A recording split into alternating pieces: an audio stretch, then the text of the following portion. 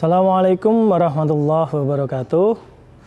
Saya Zaki Fahma Aulia akan menjelaskan tentang manajer dan revolusi industri 4.0.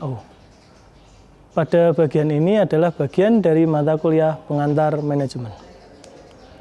Nah, yang pertama yang harus dimiliki oleh manajer 4.0 khususnya pada soft skill-nya adalah yang pertama kemampuan dalam mengikuti teknologi. Kemampuan ini menjadi kemampuan dasar pada manajer untuk revolusi industri 4.0. Kenapa? Karena manajer yang tidak bisa mengikuti atau tidak bisa berkemampuan dalam mengikuti teknologi pasti akan tertinggal. Tertinggalnya manajer pada bidang teknologi akan membuat seluruh bisnisnya menjadi tidak relevan lagi.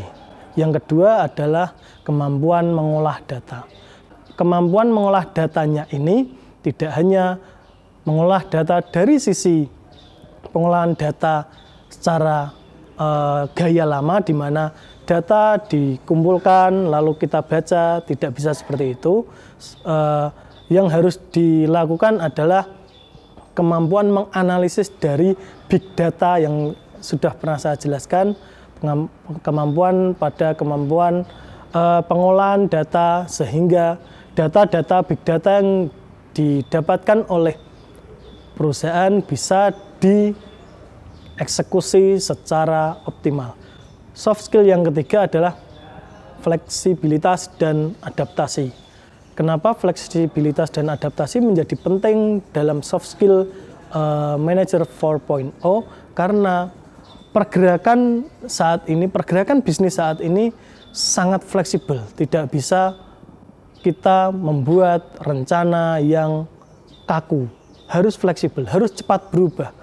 Meskipun tidak ekstrim, harus cepat berubah dan harus cepat beradaptasi dengan keadaan-keadaan yang perubahannya juga terkadang tidak bisa diprediksi.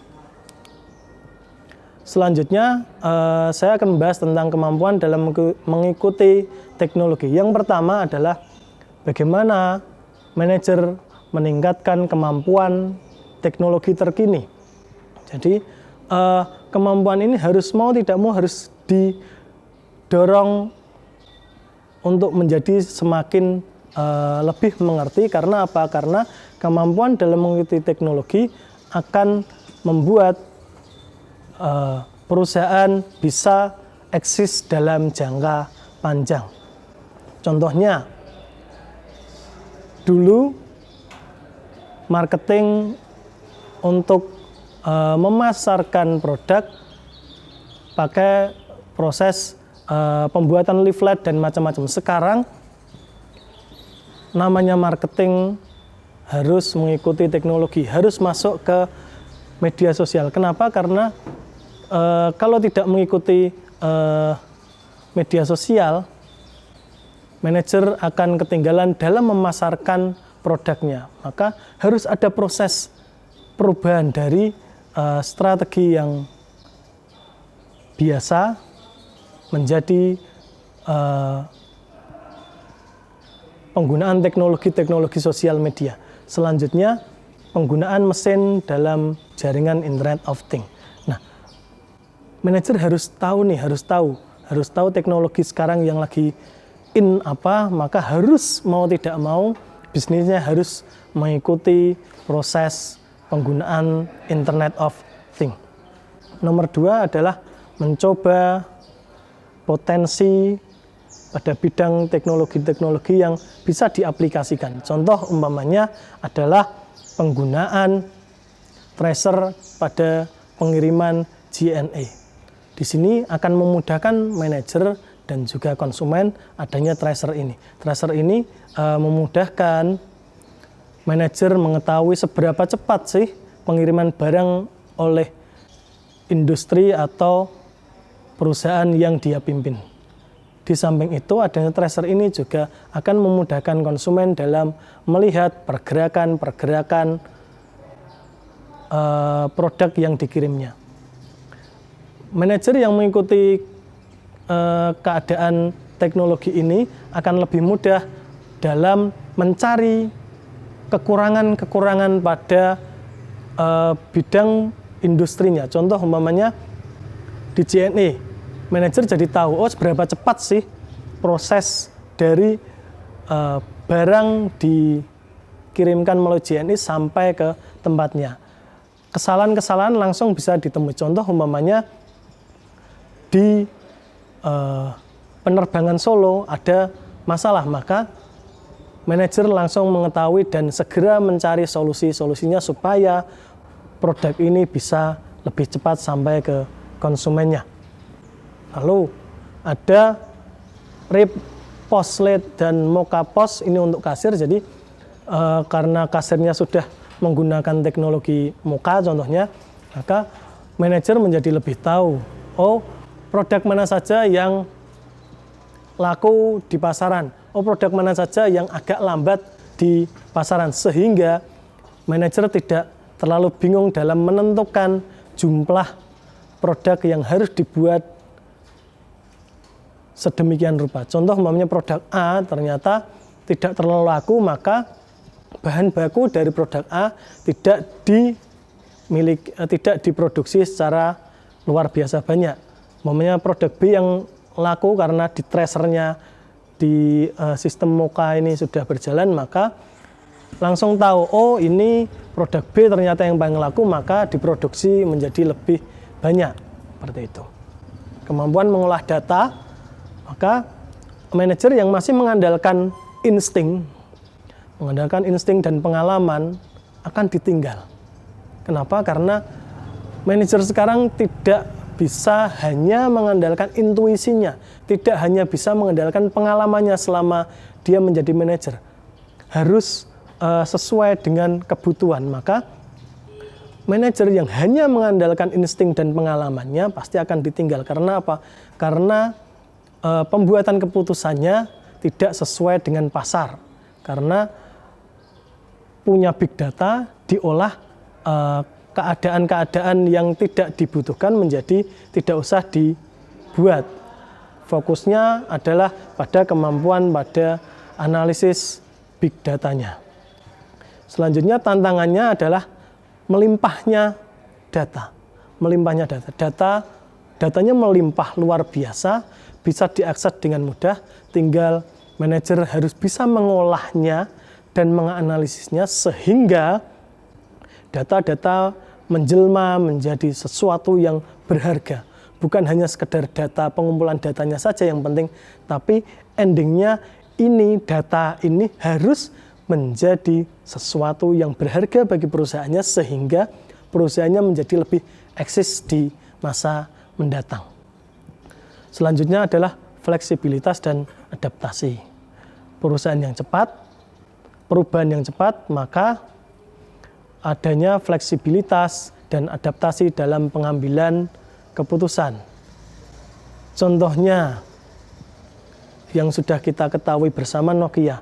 Nokia itu tidak fleksibel dan adaptif dengan munculnya hal-hal baru sehingga akhirnya Nokia tergerus oleh zaman, tidak laku. Yang naik sekarang Samsung dan iPhone dan produk-produk lain yang mengikuti perkembangan zaman.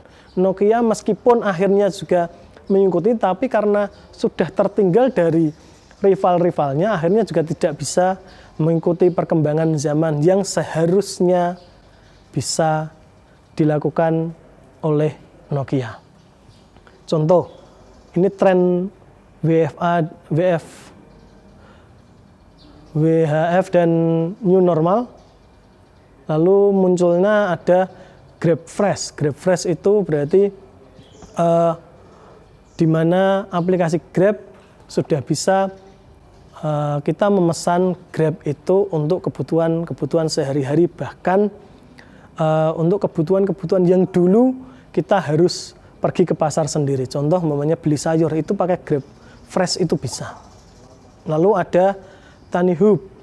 Nah, TaniHub ini membuat produk-produk pertanian dijual secara online. Karena apa? Kalau produk pertanian saat ini tidak dijual secara online, maka akan ketinggalan, maka tidak akan mendapatkan profit yang maksimal kalau dijual dengan model-model yang lama. Selanjutnya adanya new normal ini munculnya ada bus cafe, Transbus Bus Cafe, di mana bis disetting sedemikian rupa menjadi kafe berjalan. Di situ ternyata menjadi tren saat ini. Bus sekarang sudah tidak hanya difungsikan untuk transportasi saja, tapi juga difungsikan sebagai kafe berjalan, di mana orang masuk ke bis tersebut bisa mendapatkan sensasi yang berbeda dari sekedar kafe biasa. Di mana kafe biasa tidak berjalan, di sini orang yang masuk ke bus cafe ini akan diajak keliling kota untuk melihat kota, melihat destinasi-destinasi kota, dan merasakan ngopi di dalam bis sekaligus melihat kota dari berbagai macam sisinya. Nah, strategi pada manajer pada era 4.0 adalah yang pertama, mau tidak mau harus memperbaiki alur barang dan material. Perbaikannya dari big data yang sudah diolah tersebut, maka akan memunculkan perbaikan arus barang. Arus barang yang kurang cepat dibuat lebih cepat supaya konsumen lebih cepat mendapatkan barangnya. Lalu dua, peningkatan kualitas sumber daya manusia. Peningkatan kualitas sumber daya manusia ini nantinya akan berfokus pada peningkatan pada skill yang berhubungan dengan teknologi informasi, sehingga karyawan-karyawannya menjadi tidak ketinggalan zaman. Di lain pihak, perusahaan bisa membuat sistem teknologi informasi yang lebih baru sehingga perusahaan menjadi lebih eksis di masa mendatang. Lalu penggunaan teknologi digital. Saat ini perusahaan bila tidak mengikuti atau tidak menggunakan teknologi digital akan tertinggal dengan perusahaan yang lain.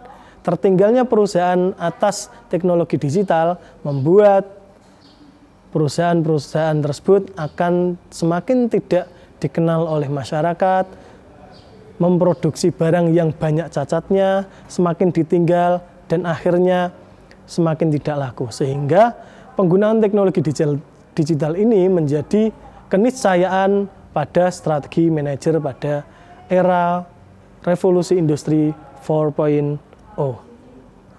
Selanjutnya adalah harmonisasi aturan dan kebijakan. Maksudnya adalah manajer mau tidak mau melakukan strategi yang membuat aturan itu lebih fleksibel, lebih bisa bergerak sesuai dengan tuntutan zamannya. Kebijakan juga seperti itu. Kebijakan juga harus seiring dan sejalan dengan perubahan-perubahan yang terjadi pada lingkungan bisnisnya.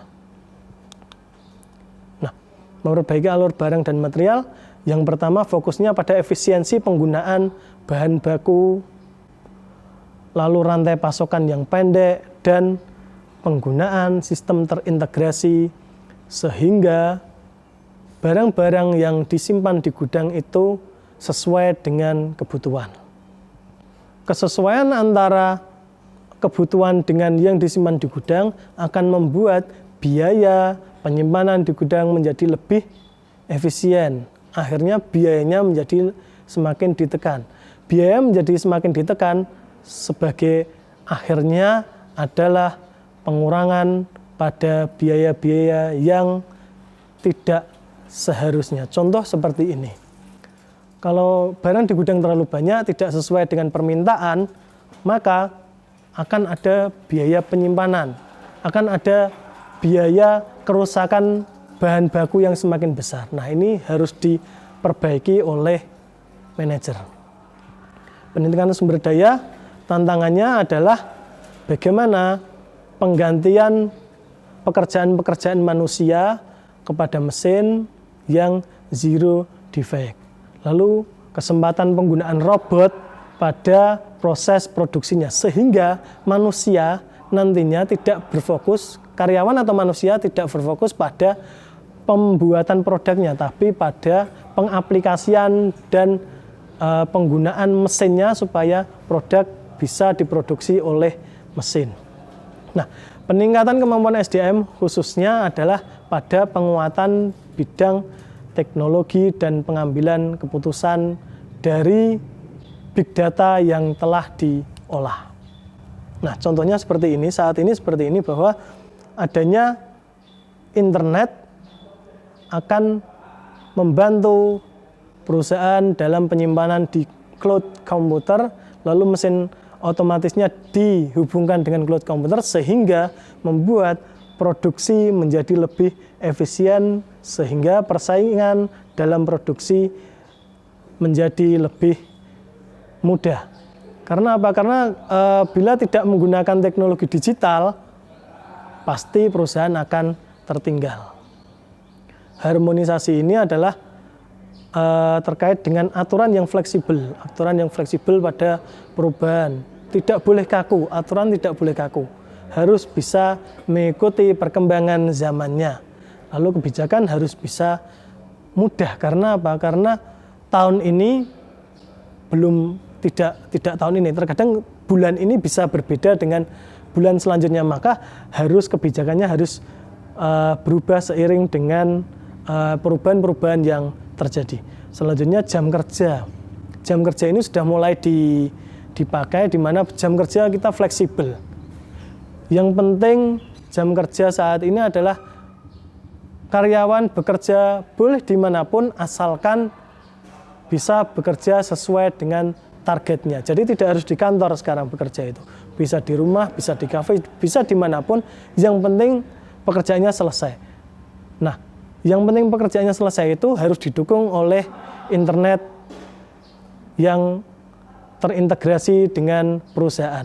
Sehingga apapun nanti tersambung dengan internet, sehingga kita bekerja dimanapun bisa terlihat kinerjanya. Kita bisa bekerja di rumah tapi kinerjanya selesai. Kita bisa bekerja di pinggir pantai sambil menikmati kenyamanan berliburan tapi tetap bekerja sesuai dengan target yang diinginkan oleh pimpinan. Terima kasih dari saya, semoga bermanfaat. Wassalamualaikum warahmatullahi wabarakatuh.